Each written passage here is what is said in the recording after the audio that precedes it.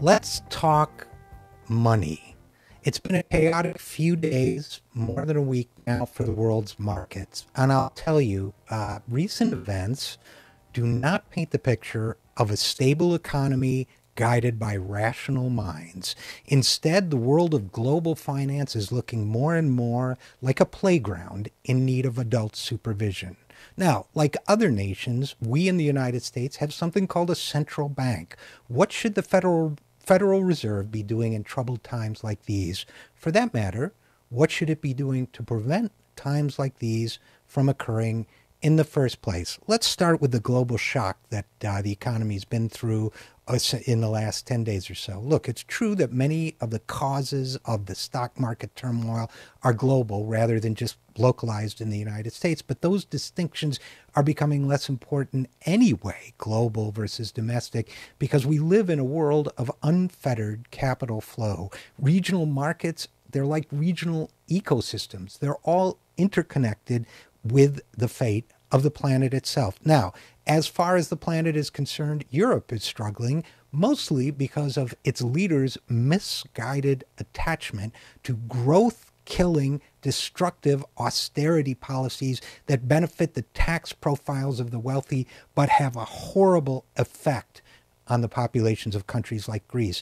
Now, like Republicans in this country, Europe's leaders are focused on this crazy idea that you should cut government spending at all times, even when that government spending is good for the economy, as it very frequently is. Now, we live in a historical moment when the United States government can borrow money virtually for free. So why wouldn't we use this as a time to step in and grow our own economy? But back to the global situation. China's superheated markets that we've been seeing over recent months and years, they experienced that big downturn. The devaluing of the yuan is likely to affect American monetary policy. There's no separating any of this. You know, when China devalues the yuan, then our banks, our Federal Reserve, have to decide, well, do they really need to change anything they're doing, or is that having the effect they wanted anyway? Let's talk about China.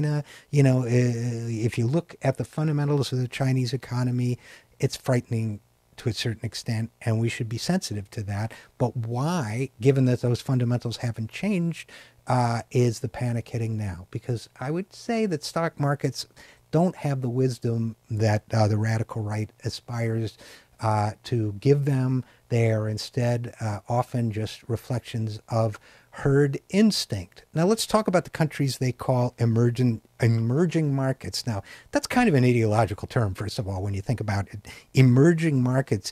There might be other ways to describe a country like, oh, I don't know, Brazil, for example, than to just call it a place that is emerging as a market for global capitalism. Nevertheless, these countries are called emerging markets. Many of these countries are in grave trouble. Why? Because of a lot of over leveraging over there. People are saying, well, the Federal Reserve, our Federal Reserve, might raise interest rates, and that could affect people's attitudes towards leaving their money in these countries. In fact, it already has. So, look, again, interconnectedness is the theme of the day. What about oil? Plunging crude oil prices? Yeah, they're a major factor in all of the stuff that's going on. But there are a lot of questions still out there about why those forces are affecting oil quite the way they are. What's behind all of this? Yes, demand is somewhat weaker. Europe's might be an example of that.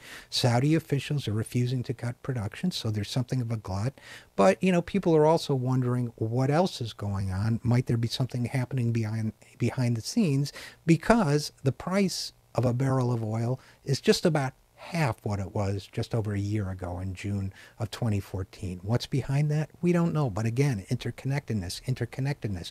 Now, here in the United States, we've been hearing a lot of talk about recovery. A lot of people who are still looking for work, who are still underpaid, who are working part-time when they wish they were working full-time, may not identify. In fact, I don't think they do identify with the talk of recovery, but we've had talk of recovery here in this country. Why? Well, one big reason is because the stock market's been soaring.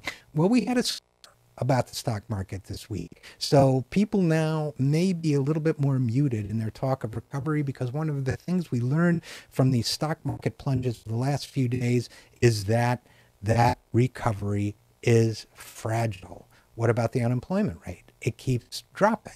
That's good. But there too, there are signs of weakness. What are the signs of weakness? One of them is that the workforce participation rate remains very low. What's that? Well, that's what percentage of the population is either working for a living or looking for a job. That's the workforce participation rate. Now it's going down. A lot of conservatives have said, well, don't worry about it. It's because baby boomers are too old to work. Wrong. Just take that out of the equation. Just look at people under 55. In those prime working ages of, let's say, 25 to 55, you find that it's still dangerously low, the workforce participation rate. So really, we got an employment problem too. All of this argues for a rational and coordinated economic policy, one where the Federal Reserve and the U.S. Congress are both looking out for the economy as it is experienced by everybody, not just the wealthy few. What would that look like? Well, it wouldn't include raising interest rates, which a lot of people have been talking about that the Federal Reserve might do. No. If you raise interest rates now, it would only make sense, as Dean Baker says, if the Fed is worried that the U.S. economy is growing too quickly and creating too many jobs.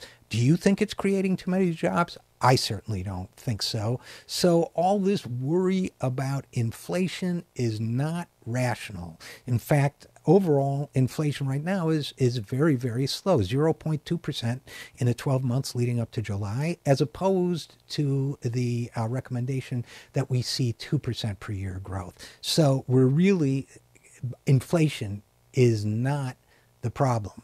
So what is the problem? The problem is we don't have enough people working, and that wages for the middle class are not strong enough. What do you do about that? Well, Jeremy Corbyn, who is over in Great Britain and is odds-on favorite to lead the Labour Party, which has the Labour Party establishment very upset, is an economic populist. And he says he wants to do something called quantitative easing for people instead of banks. That means money available for things that put people to work and help people. Things like new large-scale housing, energy, transportation, and digital projects. We need something like that here in the United States as well. We need to, in Corbyn's words, invest in the new infrastructure we need and in the high-tech and innovative industries of the future. That, to me, sounds like a plan. I'm all for it. I would humbly suggest you should be all for it too.